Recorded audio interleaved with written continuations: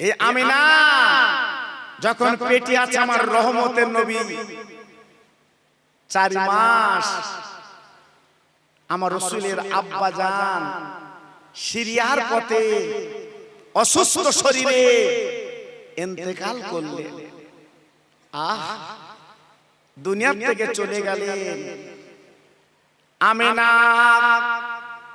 বিধবা হয়ে গেল। আমিনার নাকের নাক কড়াই পড়ে গেল। শ্বশুর আব্বার গলাখানা জড়িয়ে বলেছিল, আব্বা আজ আমার তো স্বামী নেই, আমি কি করব? আব্দুল মুত্তালিব বলেছিল, ও বৌমা তুমি মনে কিছু করো না, আমি শ্বশুর তোমার বেঁচে আছি, তোমার কোনো চিন্তা নেই, এই মক্কার জমিনে তুমি থাকবে বাবা। ও ভাইরা রে, আব্দুল মুত্তালিবের আলোচনা চলেছিল। আজকে তারা মাশওয়ারা করলো, আলোচনা করলো, আমিনা আজকের মক্কায় রাখা চলবে না, কারণ আব্দুল মুত্তালিব বাবা আমিনার প্রতি মায়া মহব্বত আলাদা। এই জন্য যে কোনো প্রকারে ওকে মদিনায় পাঠিয়ে দিতে হবে বাপের বাড়িতে। এই 9টা ছেলে আব্বার কাছে বলতে লাগলো, আব্বা তোমার বৌমাকে তুমি মদিনায় পাঠিয়ে দাও। আব্দুল মুত্তালিব বলেছিল, ও ছেলেরা, আমার কলপোষা ছোট বৌমা আজকে আমি মদিনায় কি করে পাঠাবো? আমি পছন্দ করে তো এনেছিলাম, আমি পাঠাতে পারবো না। ও ভাই, শয়তান ওয়াসওয়াসা দিল, দেরি করলো না। এইবার কি করলো আব্দুল মুত্তালিব? ওই 9টা ছেলে বলল, বাবা তবে কাবার পাশে আমার বৌমার জন্য আমি একটা ছোট্ট ঘর বানিয়ে দে।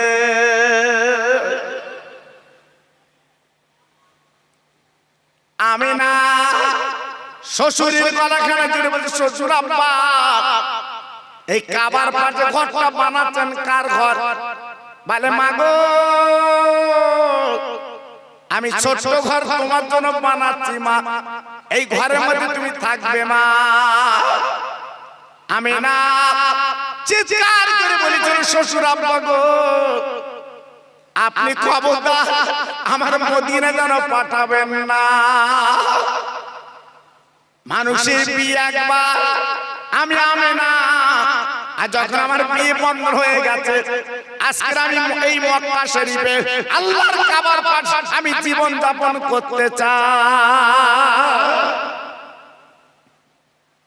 তাই খেজুর পাতার ছাউনি করে বেড়া করে আমিনার সেই ছোট্ট ঘর বানিয়ে দিল।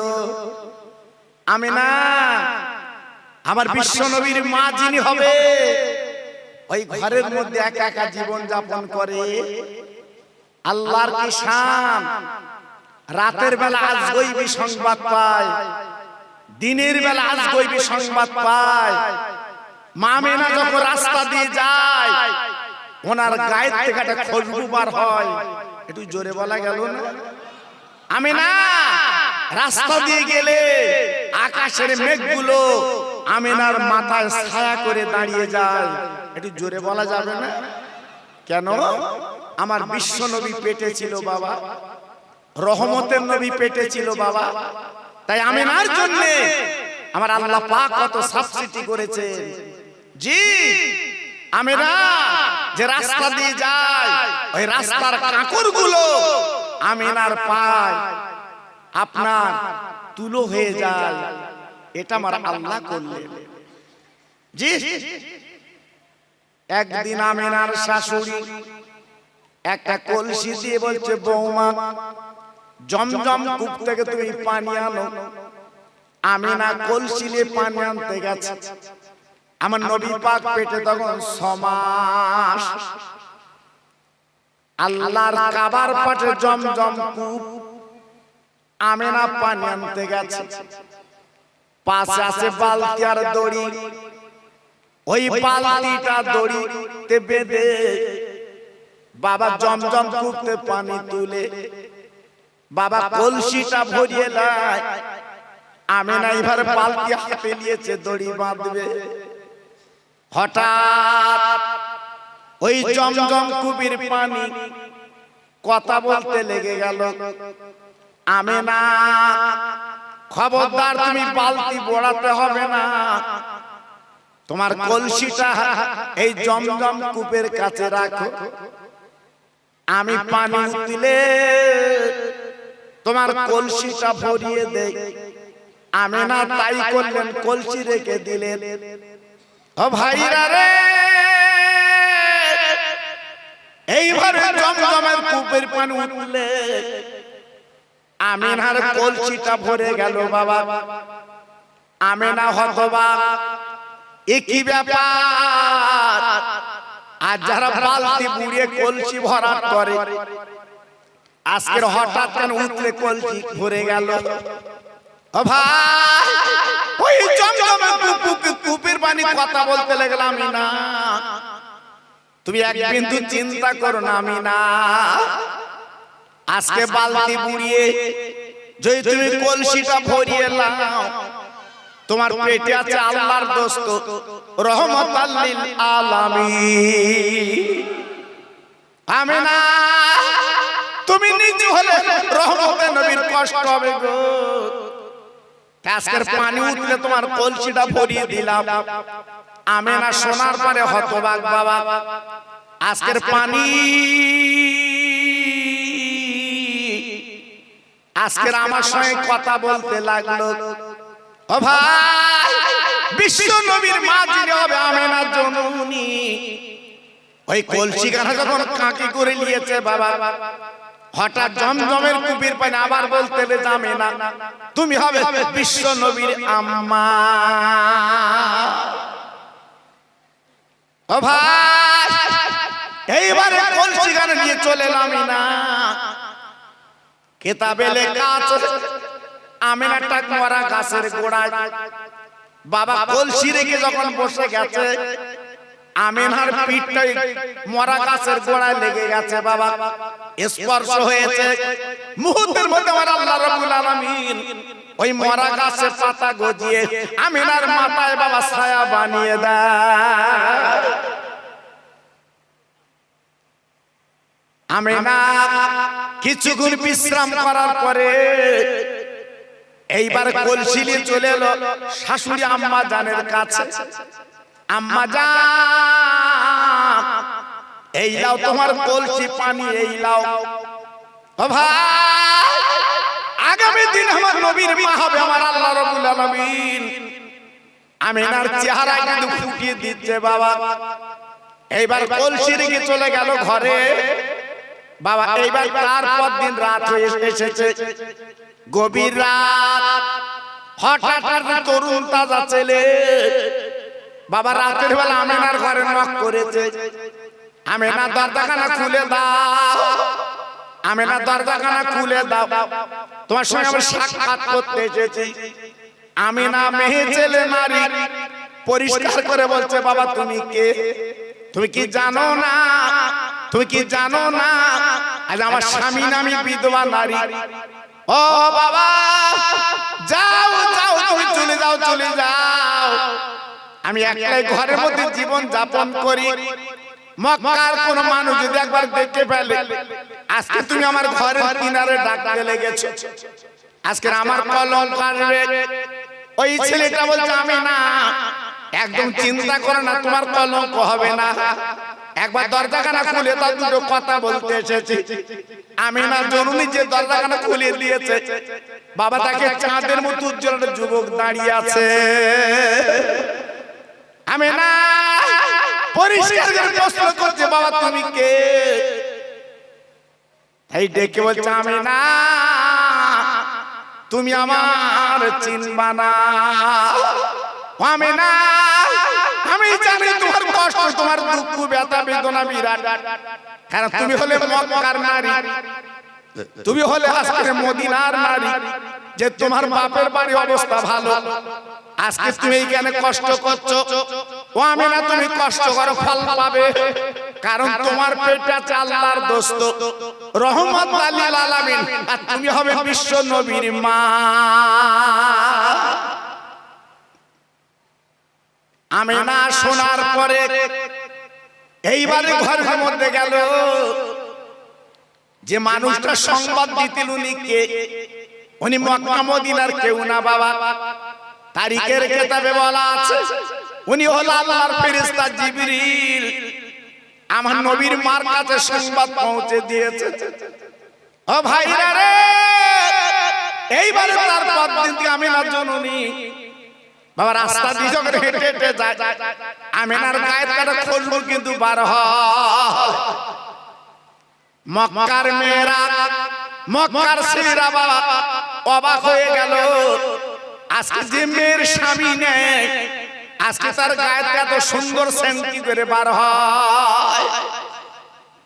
আমিনার শাশুড়ির কাছে মক্কার মেয়েরা ছেলেরা যখন বলল, এইবার আমিনাকে ডাক দিল আমিনার শাশুড়ি, বৌমা ও বৌমা, আজ আমার স্বামী, আজ আমার ছেলে আব্দুল্লাহ বেঁচে নেই, তোমার স্বামী বলে এত দামি দামি সেন্ট তুমি কোথায় পাও?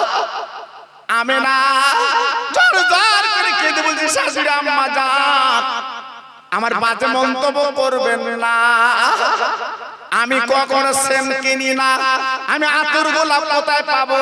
আমার কিচ্ছু তো নেই, আমি আজকের বলে বিধবা নারী, তবে মনে কিছু করবেন না। আমিনা বলছে, মনে হয় আমি বারবার করে স্বপ্ন দেখছি, বারবার করে বলে যাচ্ছে আমার পেটে যে সন্তান আছে ওই হচ্ছে আতর আর গোলাপ। আম্মু আপনি মনে কিছু করবেন না, আমার পেটের সন্তানই খুঁজব। জি। 9 মাস কেটে গেল, আমিনার পেটটা তখন কিন কিন কিন কিন করছে। আমিনা ছুটে গেল, আম্মু আম্মু আম্মু, আমার পেটটা তো কিন কিন করছে, আমার বাপের বাড়ি তো মদিনায়, আজকে আমার মা বাপ আমার পাশে থাকলে সুখ দুঃখের কথাগুলো শুনতো, কিন্তু তারা তো কেউ নেই আম্মু, একমাত্র তুমি আমার সব, একটু দেখো তো আমার পেটটা কিন কিন কিন কিন করছে। হ্যাঁ আমিনা যাও, তুমি ঘরে যাও। আমিনা ঘরে চলে যাবে। সন্ধ্যার পরে আমিনা এইবারে ঘরে যাবে, বাপ হঠাৎ তাকে দেখে আমিনার ঘরে লাইট জ্বলছে। ও ভাইরা রে, অন্ধকার ঘরে আমিনার ঘরে লাইট কে দিল। আমিনা গরিব, আজকে আমিনার ঘরে তো কেউ লাইট দিতে পারে না, কিন্তু লাইটটা জ্বালালো কে বাবা? আমিনা জননী। যেই দরজাখানা খুলি তাকি তাকে আমিনার ঘরের চারি কোণায় 4টি অচেনা নারী বসে আছে। আমিনা জীবনে কোনদিন ওই মেয়েদের পরিচয় দেখেনি, ওই মেয়েদের জীবনে জীবনে দেখেনি। আমিনা পরিচয় নিচ্ছে, ও পুরা বাবু জানে না আজকের দিনে তোমরা আমার ঘরে এলে তোমরা কারা? তারা পরিচয় দিচ্ছে, ও আমিনা এক বিন্দু চিন্তা করো না, দুদিনে আমরা তোমার পাশে হাজির। আমিনা পৃথিবীর কেউ যদি তোমার পাশে না দাঁড়াবে না, আজকে আমরা তোমার পাশে দাঁড়িয়ে গেছে। আমিনা এক বিন্দু চিন্তা করবা না, আজকে আমরা তোমার কাছে যদি উপকার করব তোমার। এইবার দেখে বলতে আমিনা একবার তুমি শুনে নাও, তুমি কি নাম শুনেছ? আদম নবী, সারা পৃথিবীর মানুষের বাপ হযরত আদম আলাইহিস সালাম। আমিনা একবার তুমি তাকে দেখো, আমি আদম নবীর বিবি হাওয়া।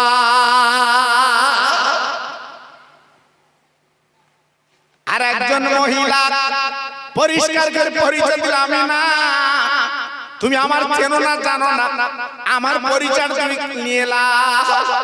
আমেনা আমার সন্তান এখনো জিন্দা বেঁচে আছে, আল্লাহর আসমানে আছে, যার নাম হচ্ছে ঈসা রুহুল্লাহ।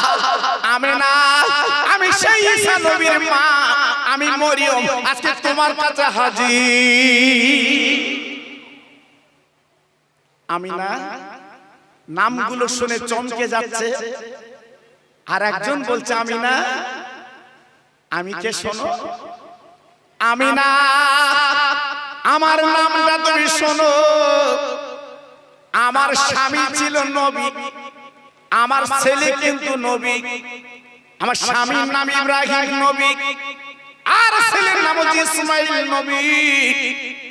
আজকে আমি ইব্রাহিম নবীর বিবি, আর ইসমাইল জননীর আমি মা। হাজেরা তোমার কাছে হাজির। ও ভাই, লাস্টে যে পরিচয় দিলাম না গো, তুমি আমার পরিচয় শোনো। আমি কে? আমি বেঈমান কাফের, সেই ফেরাউনের আমি স্ত্রী। আমার নাম আসিয়া, আমার নাম আসিয়া। আমেনা চৌকাঠে থমকে দাঁড়ালো। এনারা নবীর মা, এনারা নবীর বিবি, এনারা নবীর মা, এনারা নবীর বিবি। তুমি তো জ্বলন্ত কাফিরের বিবি, তুমি আমার ঘরে কেন? বলে আমেনা রে, তুমি আমার কাঁদায়ো না, তুমি আমার কাঁদায়ো না। আমার বেঈমান স্বামী খোদাই দাবি করেছিল, শুধু তাই বা কেন, আজকে আমার কত নির্যাতন করেছিল। আমার স্বামীকে খোদা বলাবার দরুদ, আমি কখন আমার স্বামীকে বেঈমানকে খোদা বলিনি।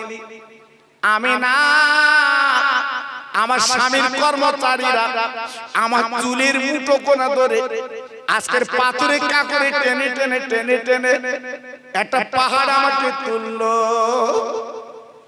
না ওই পাহাড়ে তোলার পরে আমার হাতের তালুতে পেরেক মারে, আজকে আমার পায়ে পেরেক মারে, বিরাট বড় পাথর আমার মুখে তুলে দেয়, আমার জিহ্বাটা টেনে কপালে মেরে দেয়। আমি আমার বেঈমান স্বামীকে আমি খোদা বলিনি।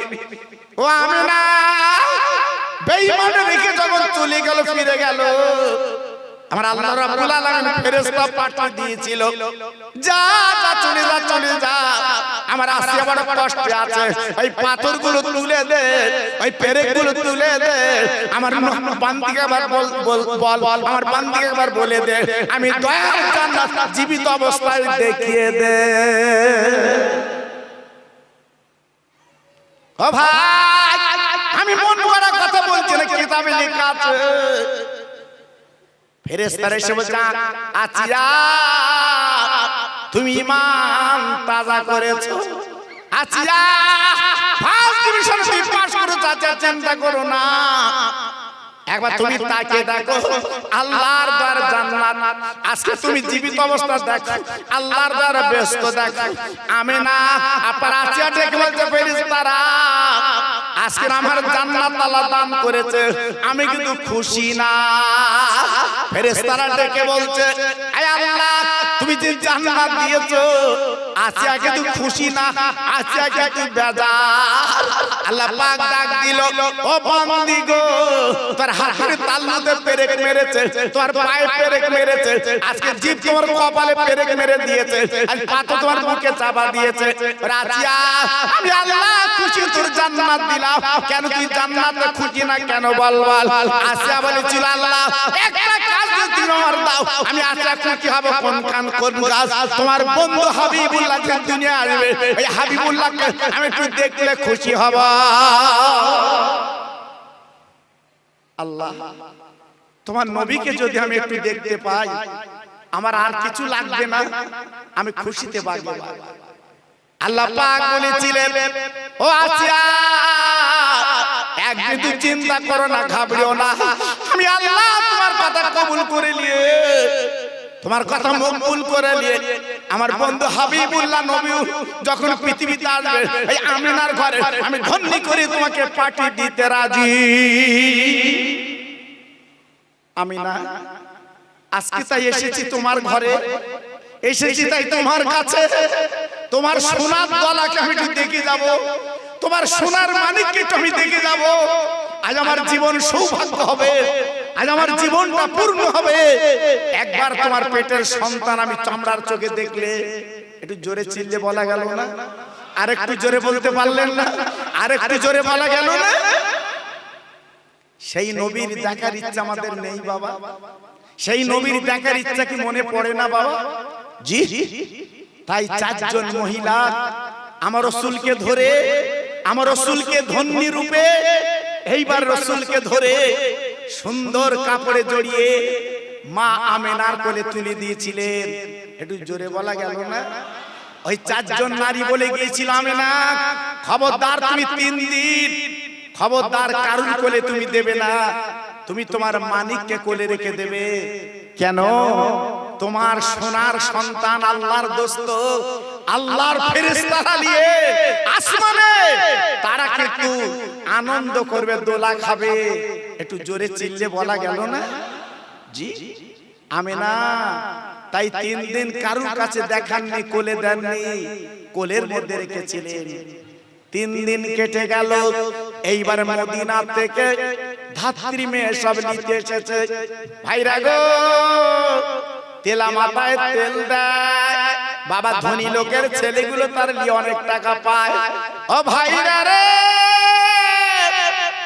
আমার রহমতের নবী গরিব বাপ নেই দুনিয়ায়, আমার নবীর কে নেবে? ও ভাই, এইবার কিতাবে লেখা আছে মদিনা থেকে সেই মহিলার স্বামী দুজন এসেছিল উটের পিঠে চড়ে, যার নাম হালিমা। ও ভাই, আমার দয়ার নবীকে, রহমতের নবীকে নিয়ে ওই উটের পিঠে বসে মদিনায় চলে গেল তায়েফে। আপনারা দেখেননি হালিমার বাড়িটা আল্লাহর হাজিরা চোখে দেখেছে আপনার তায়েফ বাসীতে যে হালিমা 1 2 3 দিন 4 দিন না গো, আজকের বলে 6 বছর মোটামুটি রেখেছিলেন। 6 বছর পরে আমেনার কোলে তুলে দিয়েছিলেন। এই 6 বছরের মাঝখানে হালিমার একটা ছেলে ছিল, নাম তার আব্দুল্লাহ। ও ভাই, আব্দুল্লাহ হচ্ছে হালিমার নিজের বেটা। আর মুহাম্মদ রাসূলুল্লাহ উনি হলো আপনার মক্কার বেটা। একদিন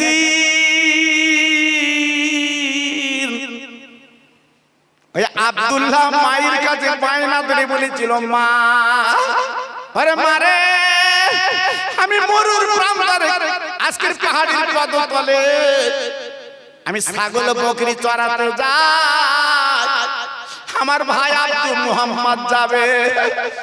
হালিমা চিৎকার করে কেঁদে কেঁদে বলেছিলেন, আমার পতি গো, আজকে তুমি যাবে আজকে ছাগল চড়াতে, আমার মুহাম্মদ কিন্তু যাবে না, কারণ ওর দুনিয়ার জমিনে ওর আব্বা কিন্তু বেঁচে না। ওর আব্বার কথা মনে পড়লে ওর কলিজাটা ঝলসে যাবে। আয় বাবা, আমার মুহাম্মদ কিন্তু যাবে না। আব্দুল্লাহ ডেকে বলল, মা গো, আমি 2 দিন চুরি করে আমার মুহাম্মদ ভাইকে নিয়ে গেছি। জ্বলন্ত নজির আমি চোখে দেখেছি। ওই মাঠের ময়দানে, মাঠের মাঝখানে কোনো ক্ষতি নেই, কারণ আমি নিজে দেখেছি মা, ওই ছাগলের দড়িগুলো খুলে আমি আলটা করে বালিশ তৈরি করে আমি আমার ভাই মুহাম্মাদের মাথায় দিয়ে দিতাম। ওই আপনার পাহাড়ের পদতলে আমার মুহাম্মদ ভাই যখন শুয়ে যেত, ছাগলগুলো গোল হয়ে দিনের নবীর পাশে দাঁড়িয়ে যেত। জোরে বলা গেল না? আর একটু চিল্লে বলা গেল না? তাই ডেকে বলছে, আম্মু, আমি বারবার করে ছাগলকে মারতাম। ওরে ছাগল, ওরে ভেড়া ভেড়ি বকরি, যা কচি কচি ঘাসগুলো তোরা খেয়ে চলে আয়।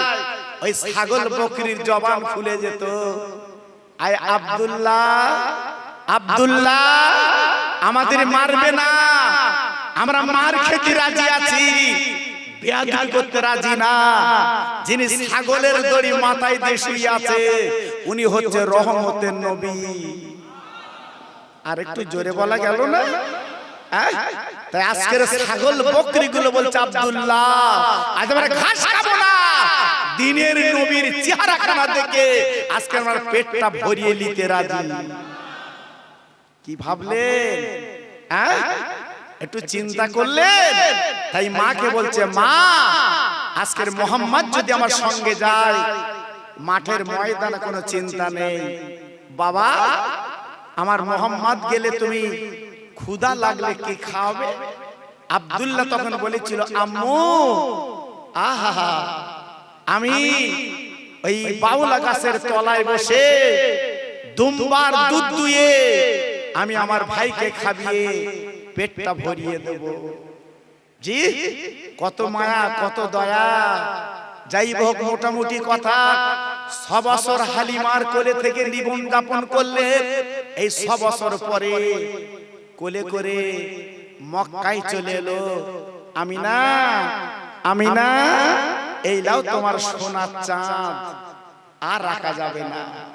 মোটামুটি কথা আমার দয়ার নবী মার কোলে চলে এসেছে।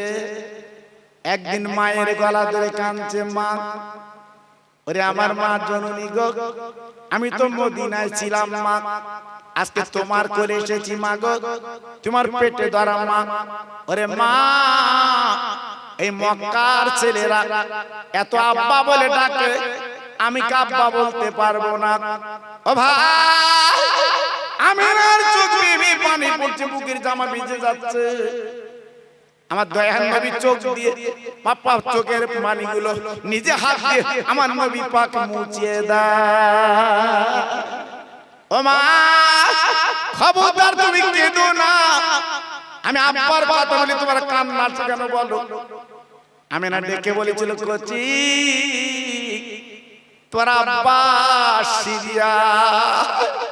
ও মা চলো চলো আমরা আব্বার কাছে যাবো, আমি আব্বার কোল কোলে উঠবো, আব্বার গালে দুটো চুমু খাবো। আমিনা আর এই 3 জনে গুটি গুটি পায় সেই সিরিয়া আব্দুল্লাহর কবরে পৌঁছে যায়। আমিনা কবরের সামনে দাঁড়িয়ে জড়জড় করে কাঁদে, স্বামী গো তুমি রেখে চলে এসেছিলে আর বলে এসেছিলে আমার পেটে রহমতের নবী আছে। আজকে একবার তাকে দেখো, সেই শিশু নবী তোমার কাছে হাজির স্বামী। ও ভাই আমার দিনের নবী ডেকে বলছো, আমার আম্মু জানা এই মাঠের মাঝখানে তুমি কান্দো কেন বলো? আমি আব্বাকে কি দেখতে পাবো না? আমি আব্বার কোল কি চড়তে পারবো না? আমি আব্বার গালে কি চুমু খেতে পারবো না? আমি না বলেছিল ওরে আমার কচি মোহাম্মদ তোর আব্বাই কেন ঘুমিয়ে আছে, ডাকো। তুমি ডাকলে তোর আব্বা উঠবে। আমার দিনের নবী বাচ্চা নবী 6 বছরের ছেলে আব্বা বলে ডাক দাও। আব্বা আর ঘুমিয়ে দেখো না, একবার তুমি তাকে দেখো তোমার বেটা আমি আজ তোমার কাছে হাজির আব্বা। আব্বা তুই একবার তাকিয়ে দেখো, একবার তুমি আমার কোলে লাও, বুকে লাও। আমার শিশু নবী দিনের নবী যখন ডাক দেয় এইবারে তারিখে লেখা আছে আমার নবীর আব্বার কবরটা 2 ভাগ হয়ে যায়। আমার দিনের নবী রহমতের আব্বার কবরটা দেখান দিল, আব্বা তুমি একবার উঠে আমার কোলে লাও। উম্মে আইমা দিনের নবীর পাশে করে জড়িয়ে বলছে, আমার মোহাম্মদ তোর আব্বাকে ডাকলে উঠবে না, তোর আব্বা দুনিয়া থেকে চলে গেছে, বিদায় নিয়েছে, আর তোমার ডাকলে চলবে না। তোর আব্বাকে যখন দেখেছো চলো চলো আমরা সেই মদিনায় চলে যাই। মদিনায় আমার নবীজির নানার বাড়ি আব্দুল ওহাব জহুরি। চলো চলো তোমার নানার বাড়িটা দেখে দে। ওই 3 জনে গুটি গুটি পায় সেই মদিনার শরীফে আব্দুল ওহাব জহুরির বাড়ি চলে এসেছে। আমি না 1 মাস বাপের বাড়ি জীবন যাপন করলেন। আম্মু আম্মু চলো আমরা নিজের দেশে যাই, সেই মক্কায় চলো বাবা। এবার দুজন তিনজন হাঁটতে লাগলো। আরে ভাই রে, এইবার যেতে যেতে যেতে তিনজনে ক্লান্ত শরীর। আমিনা আষাঢ় খেয়ে পড়েছে বালুর উপরে, আর হাঁটতে পারে না, পেটখানা ধরে গড়াগড়ি দিচ্ছে। আমার দিনের নবী কেঁদে কেঁদে বলছে, ও মা, একবার তুমি বলো তোমার কি হয়েছে, বলো মা গো, তুমি এমন করে গড়াগড়ি দিচ্ছ কেন, বলো মা। আমার দিনের নবীর মা, আমার নবীর দুই গালে চুমু দিয়ে বলছে, মানিক গো তুমি কেঁদো না, আমি তোমার মা আর থাকবো না।